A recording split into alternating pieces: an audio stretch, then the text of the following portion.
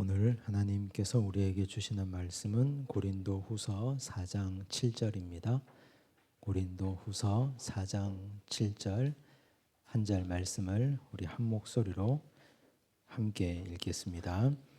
우리가 이 보배를 질그릇에 가졌으니 이는 심히 큰 능력은 하나님께 있고 우리에게 있지 아니함을 알게 하려 함이라. 아멘. 네, 오늘은 고린도후서 공부 네 번째 시간입니다. 우리가 지난 시간에 세 번째 시간에서 살펴본 바에 의하면 바울은 고린도 교회 성도들의 이름을 너희는 그리스도의 편지라고 불렀습니다. 고린도 교회를 어지럽히는 거짓 교사들, 거짓 선지자들이 종이 한 장씩 들고 와서 그들이 가지고 온 추천서로 바울을 모략하고 바울을 힘들게 하고 교회를 어지럽혔습니다.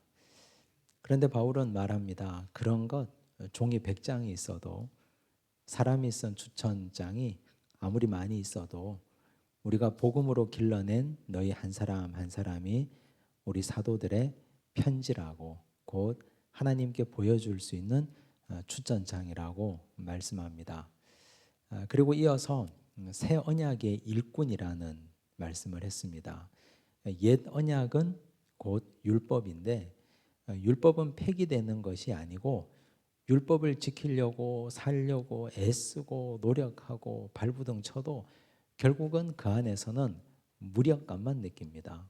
나의 연약함과 나는 율법을 지킬 수 없는 자로구나.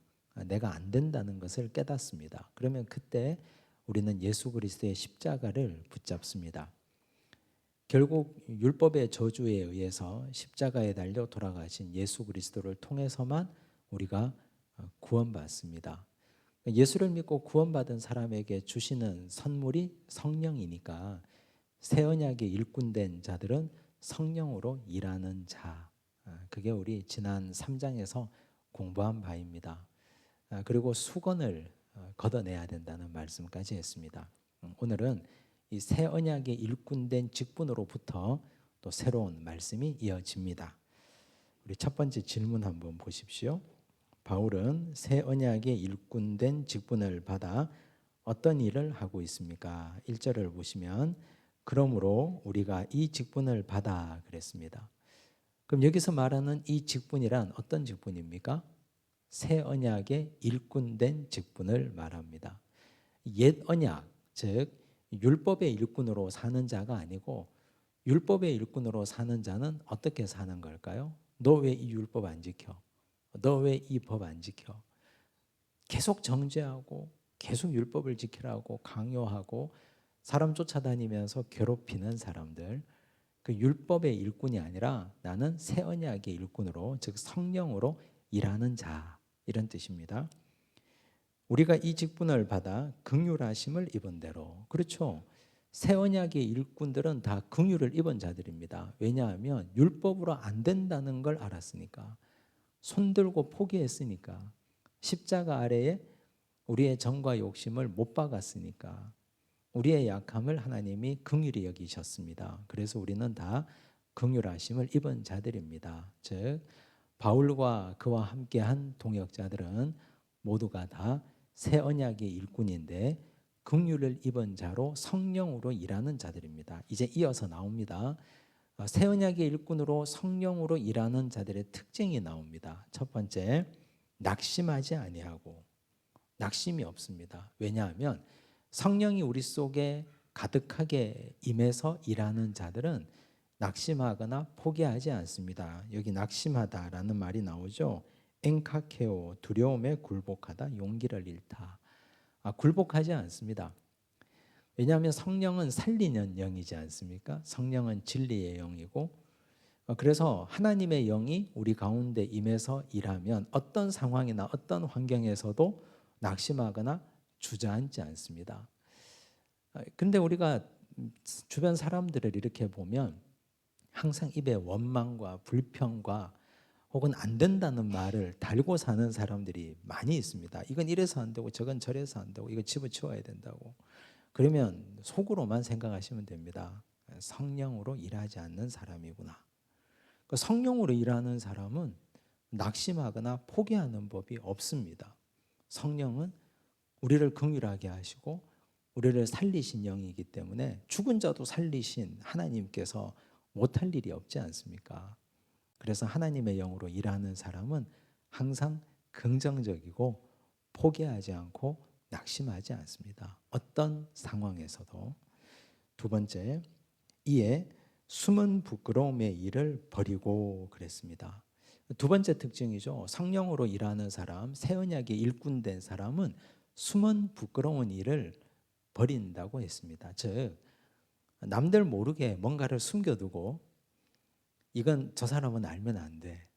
비밀을 만들어 두는 그런 짓을 하지 않는다고 했습니다. 즉 이 말은 바울은 내가 새 언약의 일꾼된 자로 사역했기 때문에 나는 고린도 교회 너희 성도들 모두에게 숨은 부끄러운 일을 만들어 둔 적이 없다. 나는 너희들에게 부끄러운 일을 행한 적이 없다. 숨긴 적이 없다는 뜻입니다. 사실 우리가 뭐 사회생활을 하다 보면 이 일은 이 사람에게 숨겨야 되고 저 일은 저 사람이 알면 안 되고 이렇게 살다 보면 얼마나 복잡합니까? 나중에는 이게 꼬여가지고 저 사람한테 이 사람 얘기를 하고 이 사람한테 저 사람 얘기를 해서 해서는 안 될 얘기가 막 이쪽 저쪽에서 뻥뻥 터지고 그런데 거짓말도 똑똑해야 잘하는데 우리가 그렇게 명철하고 똑똑하지 못해서 거짓말을 잘 못합니다. 숨기지를 잘 못합니다. 특히 성령은 이 밝히는 영이잖아요. 진리의 영입니다. 진리는 사람을 속이지 않습니다. 주의 일을 하는데 속이면 됩니까? 하나님의 일을 하는데 감추면 됩니까? 교회가 이중장부 쓰면 됩니까? 하나님께서 기뻐하시는 교회가 성도들에게 보여주지 못할 일이 있으면 되겠습니까? 깨끗하게 다 보여줄 수 있고 누구나 와서 보십시오. 누구나 와서 다 열람하십시오. 라고 얘기할 만큼 숨은 부끄러운 일을 해서는 안 됩니다. 그런 일이 있어서도 안 되고 그건 가정에서도 마찬가지입니다. 하나님께서 아담과 하와를 통해서 가정을 세우시고 그 가정의 원리를 창세기에서 설명하십니다. 벌거벗었으나 부끄러워하지 아니하니라. 이 성적 결합만을 얘기하는 게 아닙니다. 내가 투명해야 된다는 뜻입니다. 가정에서는 남편이 아내에게 투명해야죠. 모든 걸 다. 인간관계나 금전관계나 모든 게 다. 그건 아내도 마찬가지고 모든 게 다 깨끗하고 투명해야 숨은 부끄러운 일을 하지 않아야 그 공동체가 성령께서 역사하시고 일하시는 공동체라고 말할 수 있습니다. 하나님의 영이 있는데 숨은 부끄러운 일이 또다시 그 속에서 또 다른 집을 지을 수가 있겠습니까? 그건 있을 수 없는 일입니다. 자, 그래서 이어서 이렇게 얘기합니다. 또 속임으로 행하지 아니하며 숨은 부끄러운 일을 자꾸 하다 보면 숨기다 보면 그 숨김이 나중에 남을 속이게 됩니다. 처음에는 그냥 말하지 않았을 뿐인데 이게 별로 뭐 알아서 좋을 게 없다고 생각해서 말하지 않았을 뿐인데 나중에는 그게 조금 더 진도 나가면 속이게 됩니다. 하나님 기뻐하시지 않습니다. 성령으로 일하는 새 언약의 일꾼은 남을 속이지 않습니다. 그다음 하나님의 말씀을 혼잡하게 하지 아니하고 그랬습니다. 혼잡하게 하다. 자, 헬라어로 돌로오라고 그랬습니다. 불순물을 썩다 덫에 걸리게 하다. 여러분 하나님의 말씀이 우리를 덫에 걸리게 합니까? 하나님의 말씀은 자유하게 하는 말씀입니다. 하나님의 말씀은 우리를 모든 것에서부터 자유케 풀어주는 말씀이지 하나님의 말씀이 우리를 덫에 걸리게 하고 걸려 넘어지게 하는 말씀이 아닙니다. 그런데 하나님의 말씀이라는 걸 통해서 우리가 왜 시험에 드느냐? 그 말씀에 불순물이 섞여 있어서 그렇습니다. 가르치는 사람, 전하는 사람들이 그걸 가지고 자기 욕심으로 불순물을 뒤섞어서 그렇습니다. 그래서 그 말씀이 나에게 부딪혀 올 때 우리가 거기서 불순물을 걸러낼 수 있는 능력이 있어야 되는데 인간 목회자가 사람이 전하는 말씀을 듣고 거기에 불순물이 섞여 있으면 그걸 그대로 하나님의 말씀으로 받아버리면 시험이 되는 거죠. 그게 걸려 넘어집니다. 덫에 걸립니다. 그래서 우리의 실력과 수준이 전하는 말씀이라고 다 하나님의 말씀이 아니라는 거. 그 불순물을 분리하고 걷어낼 수 있는 실력이 있어야 덫에 걸리지 않고 넘어지지 않습니다. 근데 성령으로 하나님의 말씀을 가르치는데 성령이 우리를 조명해서 그 말씀을 누구에게 가르치고 전하고 성경 공부를 하는데 거기에 자기 인간적인 생각을 넣어서 불순물을 만들어서 가르칠 수 있습니까? 그럴 수 없습니다. 절대로 그럴 수 없습니다. 지금 바울이 자기 사역을 얘기하고 있는 거예요. 너희들이 하나님의 편지다. 그리스도의 편지다. 너희들이 나의 곧 추천서다. 그러면서 지금 이 말씀을 하는데 너희는 새 언약의 일꾼인 우리로 인하여 배운 자들 아니냐. 나는 하나님의 말씀에 불순물을 섞어서 넣어서 가르친 적이 단 한 번도 없다. 성령으로 사역했기 때문에 감춘 적도 없고 속인 적도 없다. 자기 변호를 지금 하고 있는 겁니다. 그 다음 오직 진리를 나타내므로 그랬습니다. 그렇죠. 성령은 진리의 영이니까 성령으로 사역하고 성령으로 가르치면 거기에는 진리만 나타나게 되어 있습니다. 그래서 오늘 이 1절과 2절 말씀은 새 언약의 일꾼된 자가 어떻게 사역하는지 어떻게 일을 했는지를 보여줍니다. 그럼 우리에게도 적용시켜 볼 수 있겠죠. 아, 내가 과연 새 언약의 일꾼으로 일하고 있는가? 낙심하지 않고 그 다음 뭡니까? 숨은 부끄러움의 일을 버리고 속이지 않고 불순물을 뒤섞지 않고 진리를 나타내고 그러면 우리는 새 언약의 일꾼으로 일하고 있는 겁니다. 근데 그렇지 않으면 우린 아직까지 성령으로 사역하는 게 아닙니다. 이게 비추어서 나를 살펴보시면 되겠습니다. 바울은 또 디모데전서에서도 그런 얘기를 했습니다. 1장 12절에 보면 나를 능하게 하신 그리스도 예수 우리 주께 내가 감사함은 나를 충성되이 여겨 내게 직분을 맡기심이니. 바울이 말하는 직분은 다 이런 맥락입니다. 새 언약의 일꾼된 직분입니다. 우리는 직분이라고 하면 내 수준에서 생각하니까 뭐 목사, 장로, 권사 등등 교회의 직책, 직분을 얘기하는데 그렇지 않고 바울은 훨씬 더 포괄적인, 훨씬 더 근본적인 직분을 말했습니다. 즉 새 언약의 일꾼된 직분으로 성령으로 일하는 직분을 말씀했습니다. 그다음 26쪽 보시면 이제 사탄 얘기가 나옵니다.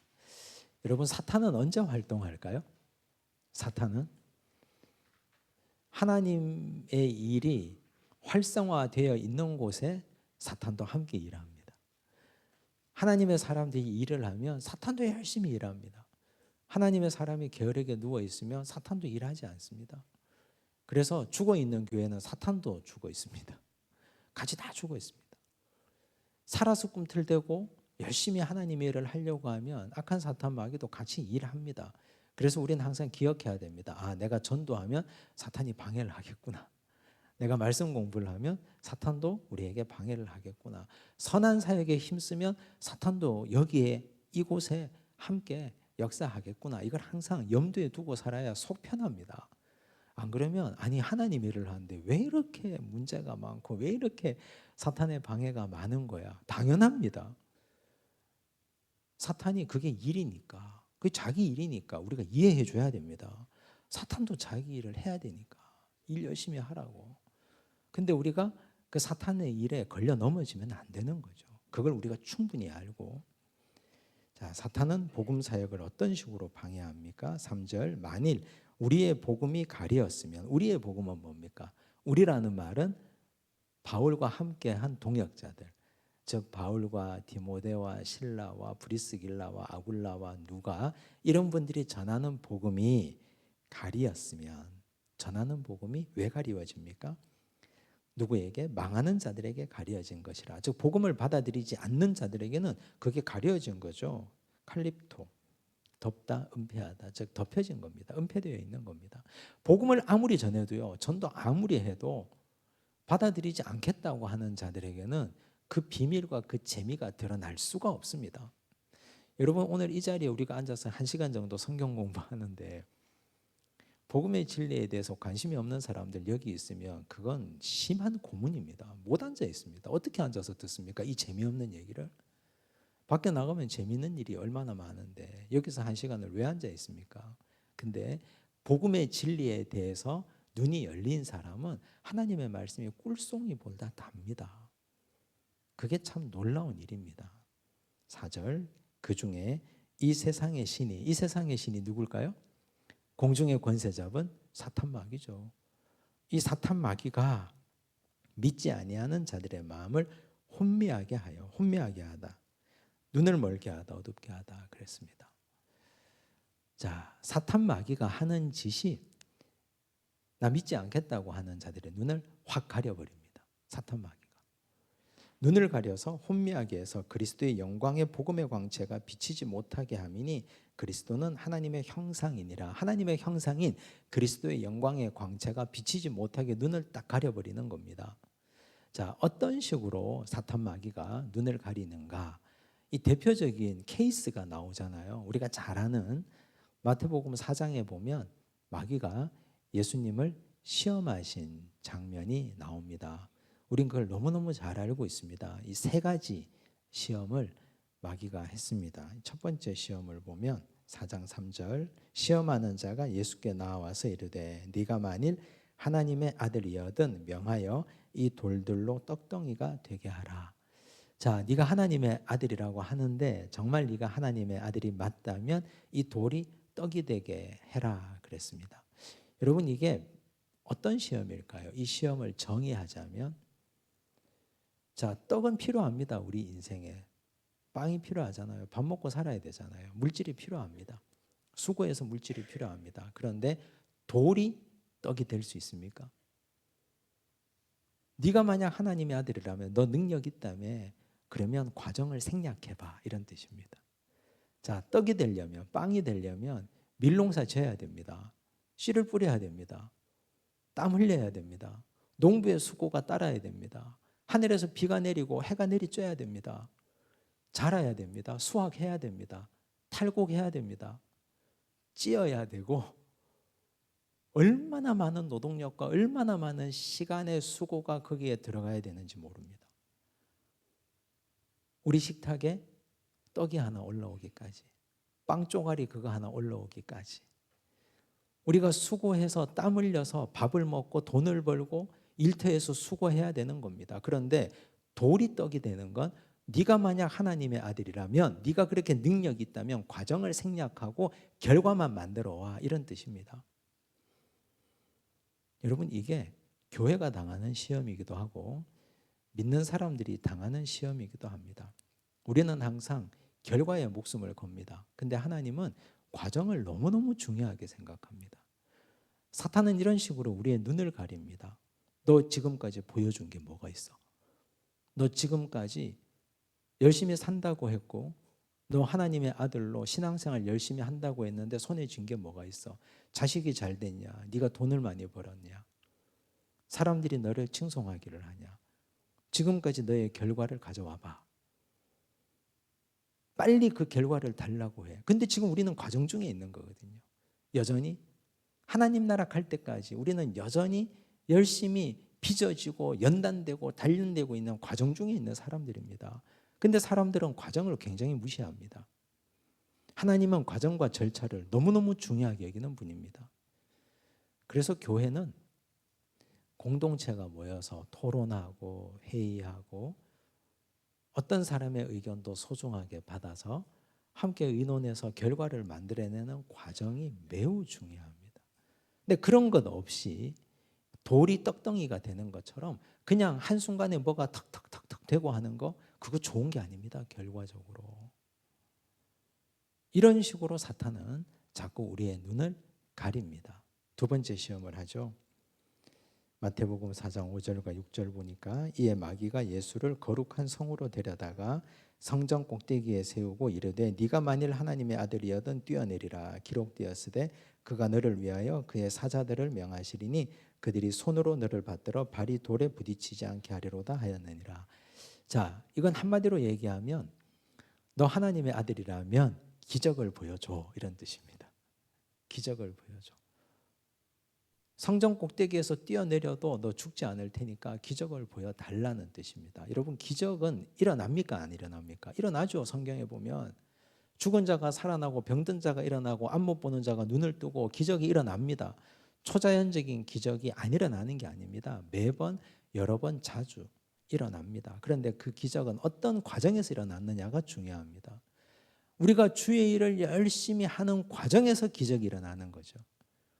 우리가 열심히 하나님의 일을 하고 기도하고 애쓰는 과정에서 기적이 일어납니다. 오병이어 사건 한번 보십시오. 예수님께서 제자들에게 말했습니다. 이들을 어떻게 먹일까? 제자들이 말하죠. 해는 저물어 없고 장소는 빈들이니까 나가서 사 먹고 오게 합시다. 예수님이 말씀합니다. 갈 것 없다. 너희가 먹을 것을 주라 그랬습니다. 있어야 주지. 아무것도 없는데. 그런데 너희가 먹을 것을 주려는 마음을 가지고 애를 써보라는 뜻 아닙니까? 빌립처럼 주저앉아서 조금씩 돈을 걷어도 200데나리온 어치의 떡이 부족합니다. 이런 소리 하고 앉아있지 말고 좀 해보라는 뜻입니다. 뭐라도. 안드레가 막 돌아다니잖아요. 한 아이의 도시락을 가지고 왔습니다. 그걸 들어서 예수님이 하늘을 우러러 축사하시니까 오병이어가 된 거지. 아무것도 안 하는데, 어떤 일도 하지 않는데 기적이 일어납니까? 이건 하나님을 시험하는 겁니다. 그냥 높은 데서 뛰어내려라. 천사가 너의 발을 받쳐줄 것이다. 아닙니다. 그대로 떨어져 죽습니다. 그대로 떨어져 죽습니다. 아무것도 하지 않고 기적만 구하면. 그래서 믿음의 사람들은 기적 이전에 상식이 중요합니다. 상식의 바탕 위에 기적이 일어납니다. 근데 교회는요, 이 상식을 대단히 무시합니다. 일반적인 상식, 보편적 상식. 사람들이 모여 사는 공동체가 교회 공동체입니다. 근데 이 상식을 매우 무시하는데 이 상식을 가지고 하나님 앞에 기도하고 엎드리고 구하는 자에게 기적이 나타납니다. 성경의 모든 기적이 다 그렇습니다. 한번 보십시오. 근데 우리는 상식 없는 기적은 그게 신비주의라고 얘기합니다. 신비주의.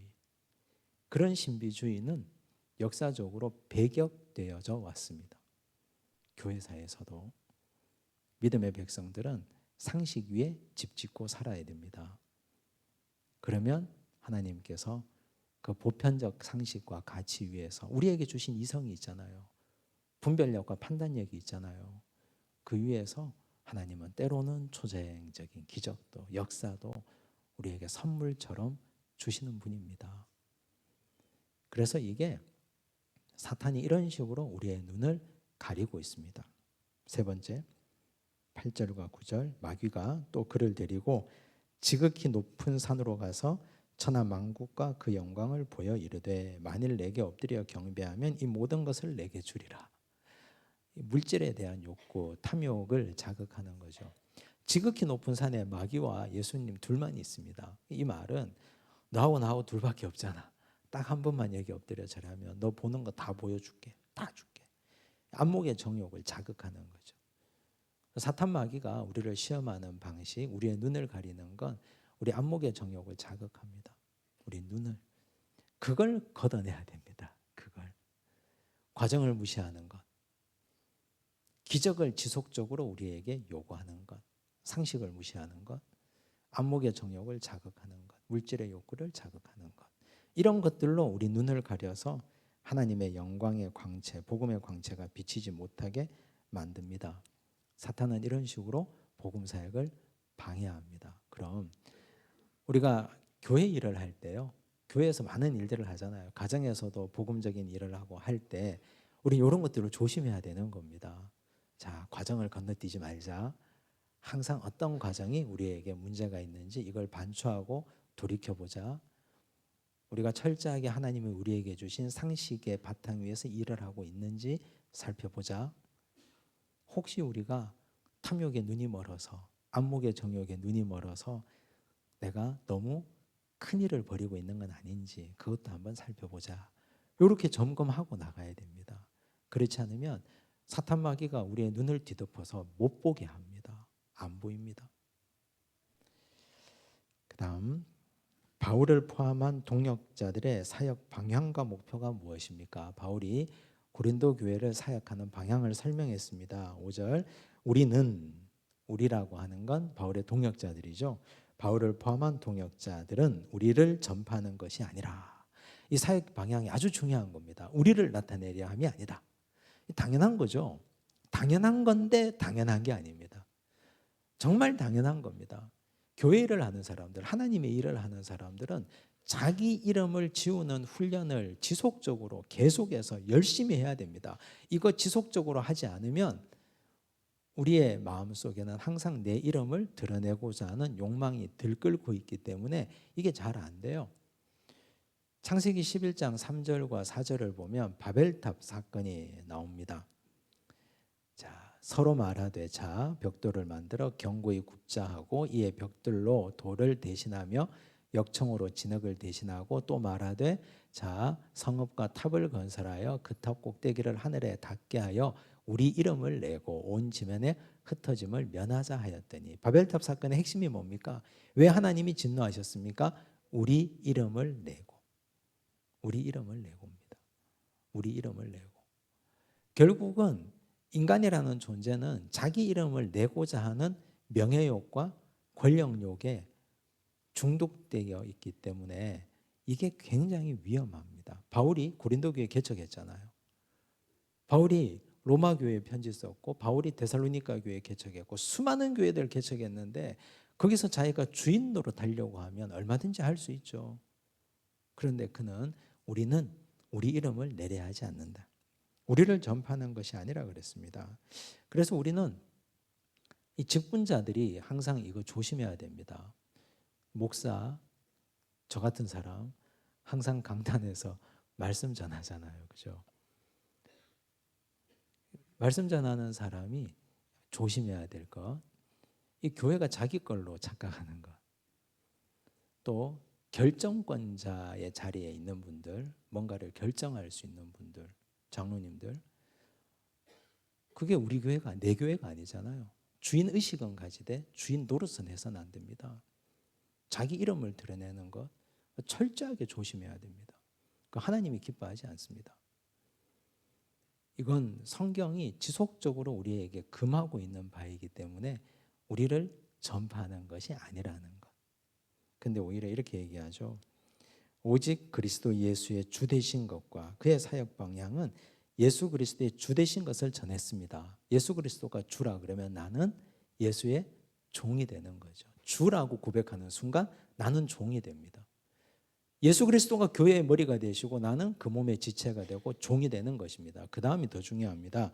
또 예수를 위하여 우리가 너희의 종된 것을 전파함이라. 예수의 종이 된 것뿐만 아니라 우리가 그랬습니다. 바울과 실라와 디모데와 브리스길라와 아굴라와 누가가 고린도 교회 성도들의 종이 되었습니다. 여러분, 이게 그들의 사역 방향이었습니다. 자, 종은 뭡니까? 섬기는 자 아닙니까? 자, 예수님이 제자들의 발을 씻어주시고 예수님이 제자들을 섬겨주셨습니다. 이 땅에 섬기는 자로 예수께서 오셨습니다. 즉 예수님은 새 언약의 일꾼이셨다는 뜻입니다. 지금 이게 새 언약의 일꾼에 계속 이어지는 거거든요. 새 언약의 일꾼은 성령으로 사역합니다. 성령께서 나와 함께 하시면 내가 주인 될 수 없습니다. 어떻게 교회의 머리가 그리스도인데 내 이름이 드러나고 내가 주인 노릇하고 내 마음대로 합니까? 그럴 수 없잖아요. 예수가 주가 되시고 나는 그 성도들을 섬기는 자로 서 있는 거죠. 바울의 사역 방향이었습니다. 그렇게 섬겼는데 지금 여기는 바울이 고린도 교회 성도들에게 좀 야속함을 표현하는 겁니다. 내가 그렇게 섬긴 걸 너희가 모르느냐? 나는 성령으로 사역하고 너희를 섬겨주는 자로 있었는데 너희는 거짓 선지자들, 거짓 사도들에게 그렇게 쉽게 넘어갈 수밖에 없는 자들이었더냐? 그런 말씀이죠. 6절 어두운 데에 빛이 비치라 말씀하셨던 그 하나님께서 예수 그리스도의 얼굴에 있는 하나님의 영광을 아는 빛을 우리 마음에 비추셨느니라. 우리 마음속에 빛이 임하면 우리는 그 빛, 성령의 조명을 받으면 얼마든지 성도를 섬길 수 있습니다. 성도를 섬긴다는 의미 아시잖아요. 그죠? 예수님이 요한복음 13장에 보면 가룟 유다까지 발 씻어 주셨습니다. 주께서 그들을 끝까지 사랑하셨습니다. 그게 섬김이죠. 내가 섬길 수 없는 사람까지 섬기고 아끼고 돌보고 사랑하는 것, 그걸 사역의 방향이라고 얘기했습니다. 그래서 바울은 항상 자기가 쓴 서신서 첫머리에 자기 정체성을 종이라고 표현했습니다. 로마서 1장 1절을 보니까 예수 그리스도의 종 바울은 그랬죠.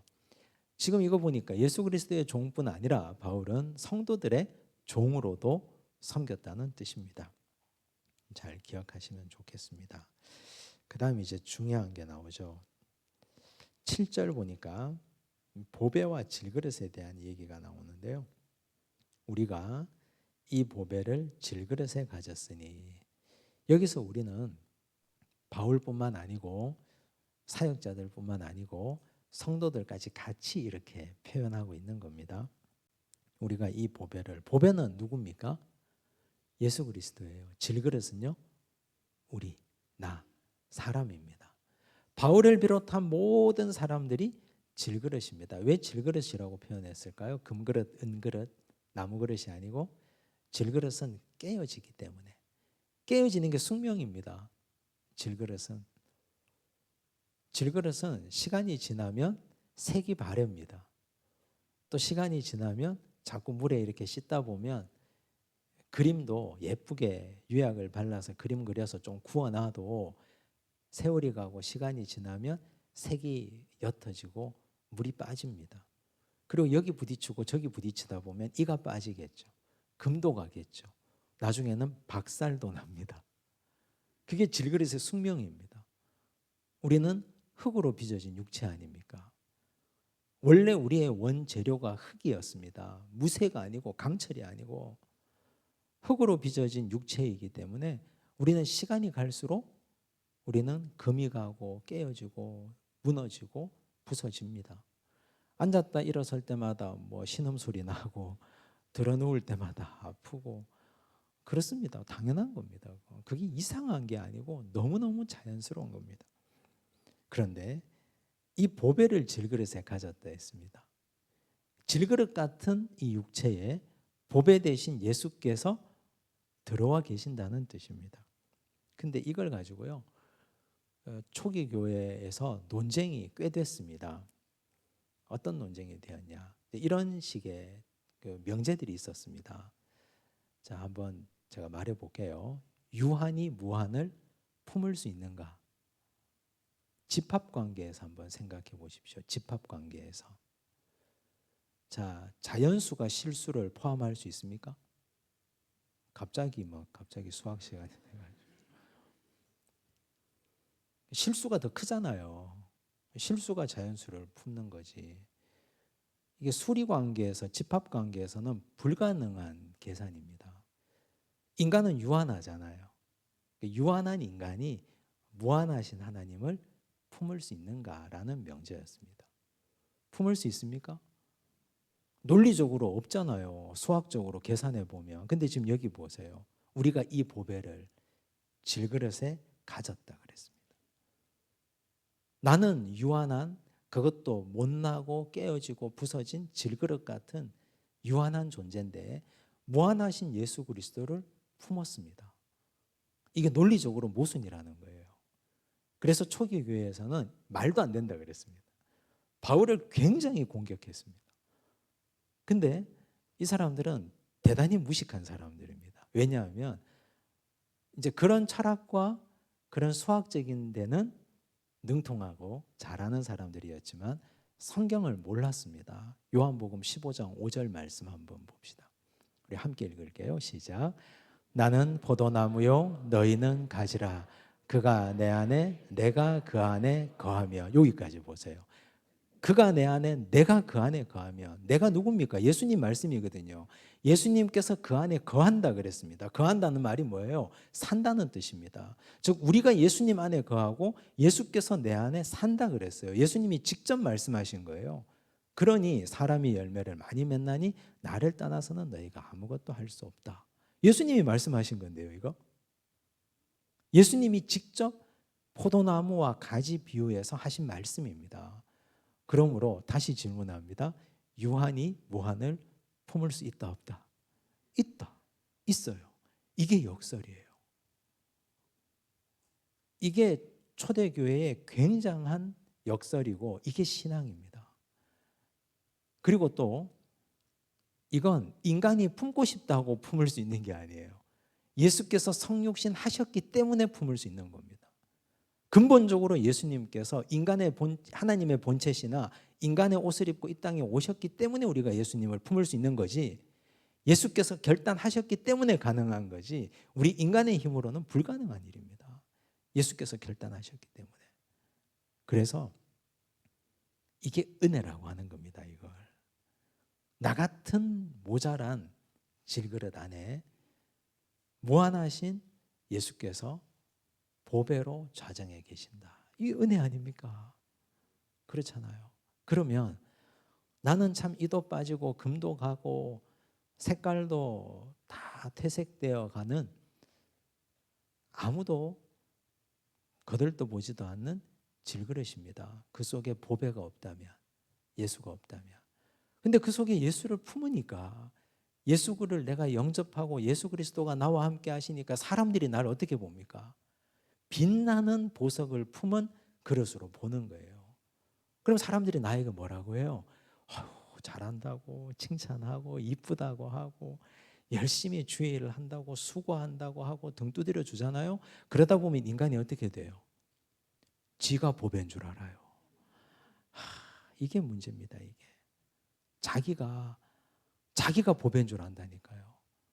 거기에 선을 넘으면 사람들의 칭찬이 거기서 이어지고 잘한다고 축복하고 수고한다고 하면 그건 사람들이 보배를 보고 나를 칭찬하는 건데, 질그릇을 보면 칭찬할 게 하나도 없는데 이런 모양으로 예수 없이 내가 산다면 어디 가서 사람 대접받고 어디 가서 사람 구실하고 살겠습니까? 그런데 내가 예수를 보배로 품었기 때문에, 예수께서 내 속에 좌정에 계시기 때문에 내가 여기서 주의 일을 할 수 있고 사람 대접 받는데, 그런데 그걸 잊어버립니다. 그렇게 되면 어떻게 돼요? 질그릇 박살나는 거죠. 뭐. 혼나는 거죠, 예수님한테. 그 경계를 넘어서서는 결단코 안 됩니다. 그래서 그 뒤에 하시는 말씀이 바로 그 말씀이에요. 우리가 이 보배를 질그릇에 가졌으니 그 다음 이는 심히 큰 능력은 누구에게 있고요? 하나님께 있고 그랬습니다. 하나님께 있고. 그래서 우리는 나를 통하여 능력이 나타나면 하나님께 영광을 돌려야 됩니다. 우리에게 있지 아니함을 알게 하려 함이라.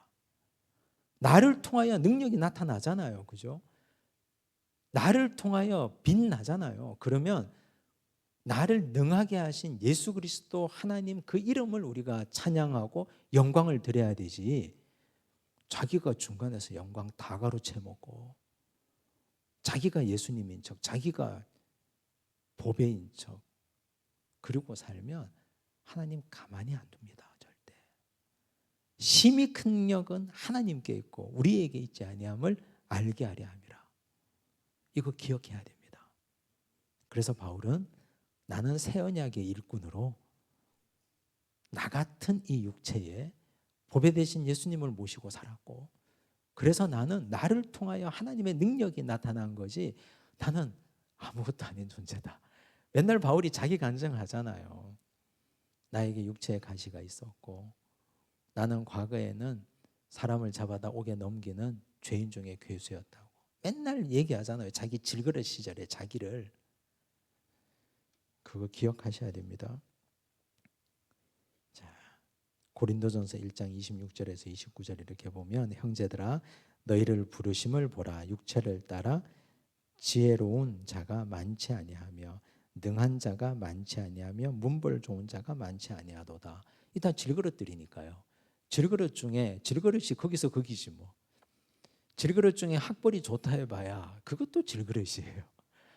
질그릇 중에 권세가 좀 있다 해봐야 조금 더 예쁘게 잘 색칠된 질그릇입니다.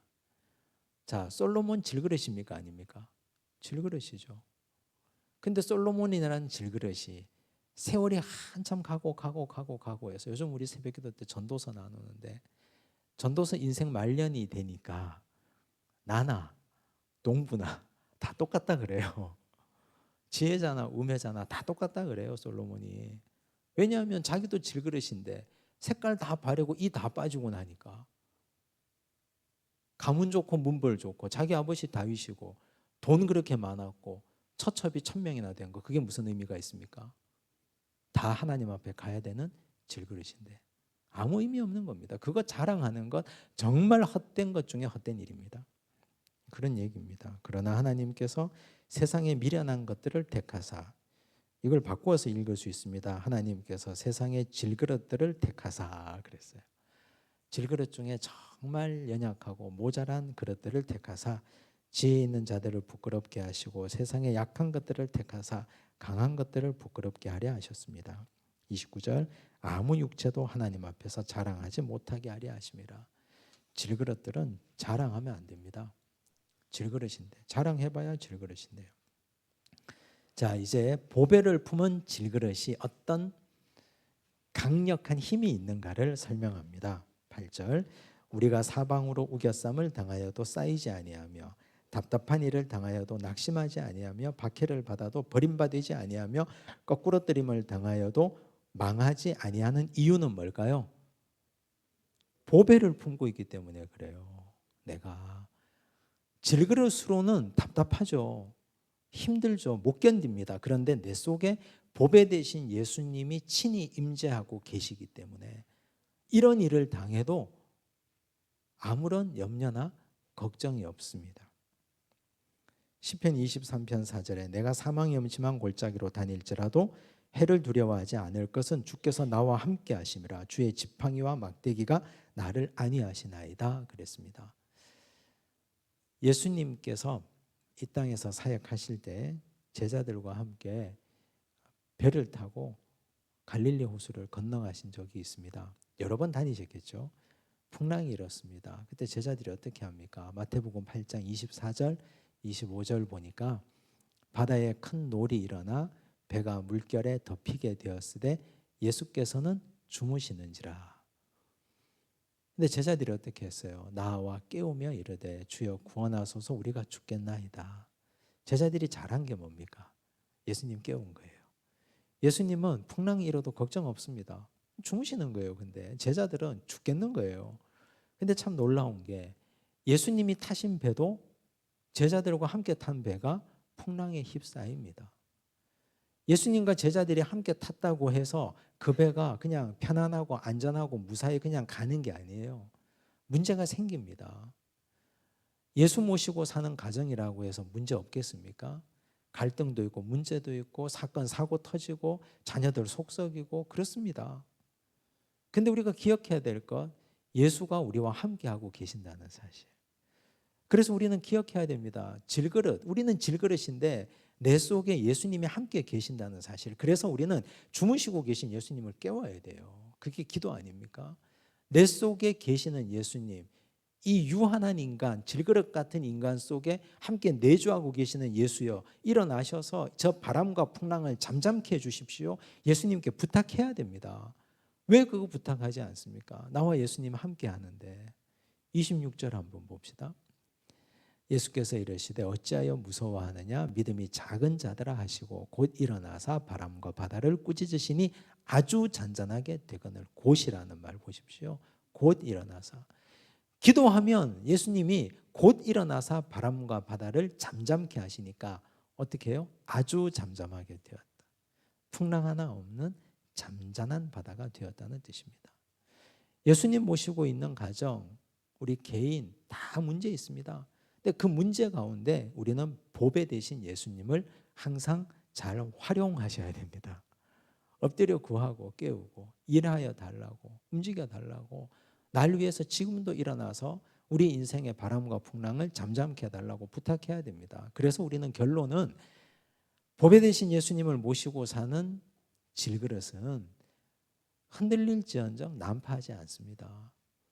바람과 풍랑이 우리를 아무리 세게 흔들어도 우리가 기도하면 절대로 배가 뒤집어지지 않습니다.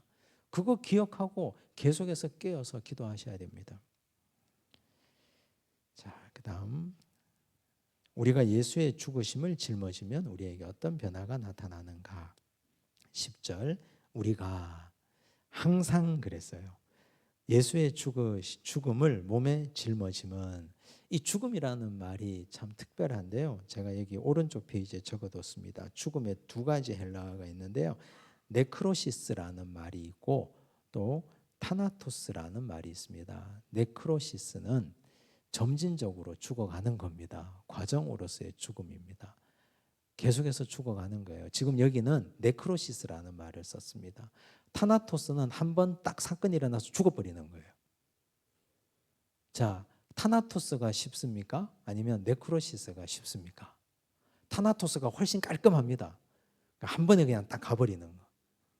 근데 지금 바울은 예수의 죽음이라 할 때 이 죽음, 네크로시스라는 말, 이 단어, 이 헬라어 단어는 신약 성경에 딱 한 번 나옵니다. 여기 딱 한 번, 과정으로서의 죽음. 서서히 죽어가는 거예요. 서서히. 이게 이 죽음을요, 끔찍한 형벌로 우리가 이해를 좀 하셔야 되는데, 제가 옛날에 로마서 공부할 때 한번 말씀드린 바가 있는데, 그 고대 로마 사회에서 사람을 사형에 처하게 할 때, 특히 흉악범을 사형에 처하게 할 때 어떤 식으로 했냐면 시체하고 같이 묶어뒀어요. 시체하고 상온 상태에서 사람이 죽어서 시체가 되잖아요. 부패하잖아요. 근데 살아있는 사람을 시체와 함께 꽁꽁 묶어둡니다. 밧줄로. 그럼 어떻게 될까요? 어떻게 될까요, 그게? 죽어가는 거죠, 내가. 같이. 일단은 끔찍하고, 일단은 내 피부 세포마다 그 벌레와 그 미생물이 함께 나에게 들어오고, 그래서 같이 죽어가는 거예요. 그걸 표현한 겁니다. 우리가 항상 예수의 죽음을 몸에 짊어지면 같이 죽어가는 거예요. 예수님과 함께. 같이. 예수님은 이 땅에 오신 목적이 죽기 위해서 오셨잖아요. 예수님은 죽기 위해서 오셨어요. 죽는 건 예수님 일이에요. 살리는 건 누구의 일이다? 하나님의 일이에요. 예수님은 스스로 부활할 능력을 가지고 오신 분이 아닙니다. 하나님께서 그를 다시 살리셨다 그랬어요. 예수님이 이 땅에 오신 건 죽기 위해서 오신 거지 내가 부활하기 위해서 오신 게 아니에요. 예수님은 십자가 지고 죽는 것까지가 예수님의 몫이었어요. 그래서 우리가 항상 예수의 죽으심을 몸에 짊어지면, 이 말은 우리도 예수처럼 죽어야 된다는 뜻입니다. 한 번에 그냥 딱 죽는 게 아니고 한 번만 내 자존심 꺾고, 한 번만 내 욕심 꺾고, 한 번만 내가 저 사람 앞에 딱 엎드리고 사과하고 그렇게 죽는 게 아니라 살아가는 날 동안 계속해서 예수의 죽으심을 매일매일 죽어야 된다는 뜻입니다. 그래서 바울이 말하잖아요. 고린도전서 15장 31절에 나는 날마다 죽노라. 여러분, 그게 얼마나 힘든 일입니까? 우리 인간의 힘으로 할 수 있습니까? 못합니다. 그럼 어떻게 해야 할 수 있습니까? 새 언약의 일꾼으로서 성령께서 내 속에 계셔야 할 수 있습니다. 이건 사람으로서는 못합니다. 성령의 능력이 내 속에서 일하셔야, 성령께서 함께 움직여 주시고 성령께서 주인 되어 주셔야, 그래야 나는 항상 예수의 죽으심을 몸에 짊어지고 살 수 있습니다. 그런데 그렇게 살면 어떤 역사가 일어나느냐? 예수의 생명이 또한 우리 몸에 나타나게 하려 함이라. 이렇게 우리가 죽었어요. 이렇게 우리가 매일매일 죽어요. 매일매일 죽는데 예수의 생명이 나타나는 겁니다. 이게 신비예요. 우리는 우리 스스로를 살릴 능력이 없습니다. 그러나 우리는 성령께서 나와 함께 하시면 우리는 내 정과 욕심을 십자가에 매일매일 못 박고 자기 의지를 부인하고 죽는 건 내가 하는 겁니다. 그러면 하나님께서 나를 살아나게 하십니다. 자기 부인을 해보십시오. 자기 십자가를 져보십시오. 오늘도 내가 하고 싶은 말 꾹 참고 성령의 능력으로 일하여 보고 그렇게 살아보십시오. 그러면 하나님의 능력이 예수의 생명이 나타나게 한 것처럼 우리를 통해서 다시 살리시는 역사가 일어날 겁니다. 우리 살아있는 자가 항상 예수를 위하여 죽음에 넘겨짐은 예수의 생명이 또한 우리 죽을 육체에 나타나게 하려 함이라. 같은 맥락이고요. 그 다음 12절이 참 신비롭습니다. 그런즉 사망은 우리 안에서 역사하고, 이 말은 그런 겁니다. 우리는 여기서 사역자입니다. 바울을 비롯한 사역자들요. 바울을 비롯한 디모데와 실라와 브리스길라와 아굴라와 누가가 항상 죽었잖아요. 항상 네크로시스 했잖아요. 매일같이 예수님처럼 죽는 훈련을 했거든요. 그랬더니 생명이 어디에서 나타났습니까? 너희 안에서 역사했어요. 너희가 누굽니까? 고린도 교회 공동체 안에서 역사했다고요. 사역자가 죽으니까, 그 교회를 개척한 바울과 일꾼들이 죽으니까, 매일같이 예수님 닮아서 죽으니까 공동체가 생명으로 살아나더라. 이 말씀입니다. 여러분, 이게 예수님이 하신 말씀과 똑같은데, 예수님이 요한복음 12장 24절에서 말씀하셨습니다. 한 알의 밀이 땅에 떨어져 죽지 아니하면 한 알 그대로 있고 죽으면 많은 열매를 맺느니라. 네크로시스 하면, 매일같이 우리가 주의 죽으심을 항상 몸에 짊어지고 살아가면, 그러면 많은 열매를 맺습니다. 내가 열매 맺는 게 아니라 내가 사랑하는 가정이, 내가 죽으면 우리 자녀들이 그 열매를 누리게 되고, 목사가 죽으면 교회가, 성도들이 그 열매를 누리게 되고, 교회 중직들이 죽으면 교회가 그 열매를 누리고 그 생명이 거기에 나타난다는 겁니다. 그러면 생명이 나타나지 않는 공동체는 아무도 죽는 사람이 없어서 그래요. 아무도 손해보는 사람이 없고 아무도 죽는 사람 없고, 내가 보배라고 자기 목 뻣뻣하게 쳐들고 자기 영광 받으려고 하니까 거기는 생명이 안 나타나죠. 당연히 살리는 생명의 역사가 일어나고 공동체가 부흥하고 기쁨이 넘쳐나고 하나님의 은혜가 차고 넘치는 공동체가 되는 이유는 매일같이 죽는 자가 있다는 뜻이에요. 사람 눈에는 잘 안 보이죠. 우리 교회에도 매일같이 예수의 죽으심을 항상 몸에 짊어지고 사는 사람들이 많습니다. 많습니다. 이름도 없이 빛도 없이. 그러니까 교회가 되는 거죠. 그러니까 교회가. 우리는 항상 이런 눈으로 교회를 바라보고 나를 보고 공동체를 봐야 됩니다. 이게 새 언약의 일꾼의 사역입니다. 사람의 힘으로는 절대 안 됩니다. 성령 충만해야 가능합니다. 겉사람과 속사람 14절 한번 보세요. 주 예수를 다시 살리신 이가 누굽니까? 제가 그랬죠. 죽는 건 예수님의 몫이고 살리는 건 누구의 몫이라고요? 하나님. 나오잖아요. 주 예수를 다시 살리신 그분은 하나님이에요. 그 하나님이 예수와 함께 우리도 다시 살리사.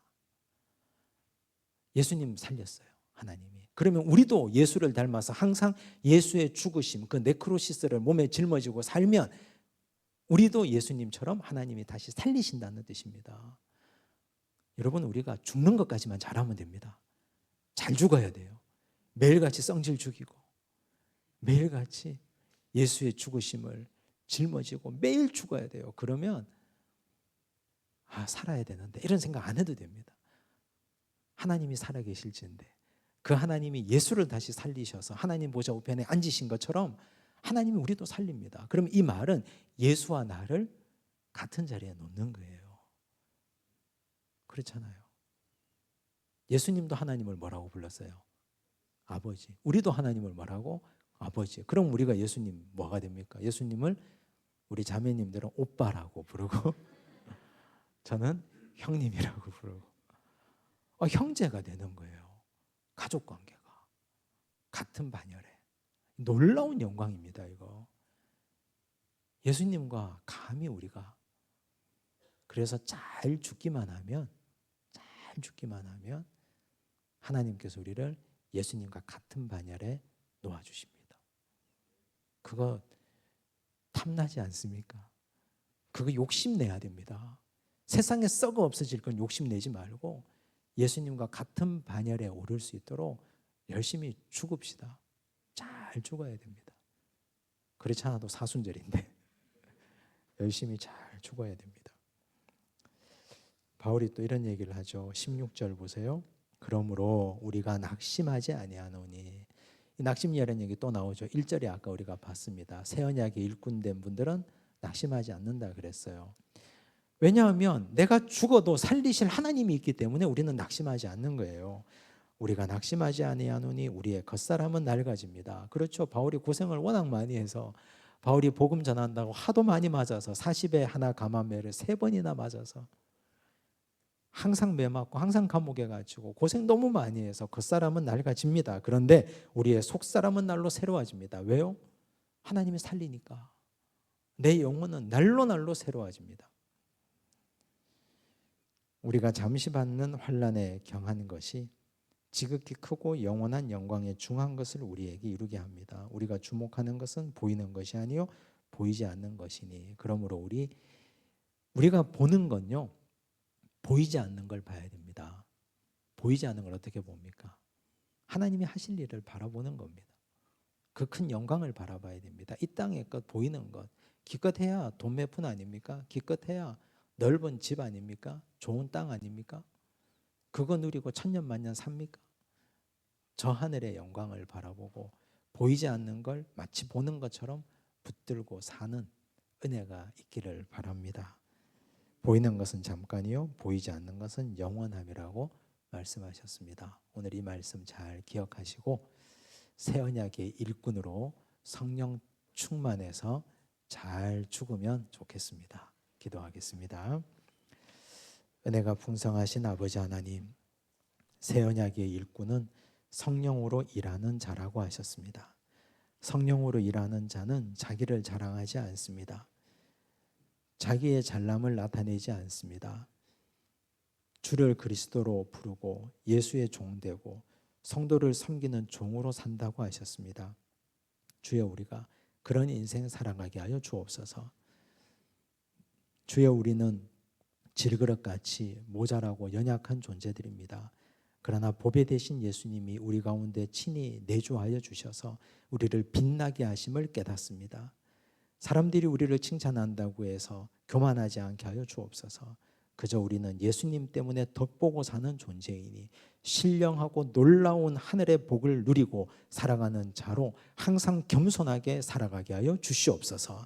주여 항상 예수의 죽으심을 십자가에 지고 우리 몸에 짊어지고 살아가게 하여 주옵소서. 한 번 죽고 끝내지 않게 하시고 매일같이 우리의 정과 욕심을 십자가에 못 박는 네크로시스의 삶을 살아가기에 부족함 없게 하여 주시옵소서. 주여 그리하여 우리는 잘 죽고 하나님은 우리를 살리시는 역사를 눈으로 보고 몸으로 경험하게 하여 주시고 내가 죽어서 가정이 잘 되고 내가 잘 죽어서 교회가 잘 되며 이 나라 이 민족이 생명이 나타나는 공동체가 되게 하여 주시옵소서. 모든 말씀 예수님 이름으로 기도드리옵나이다. 아멘.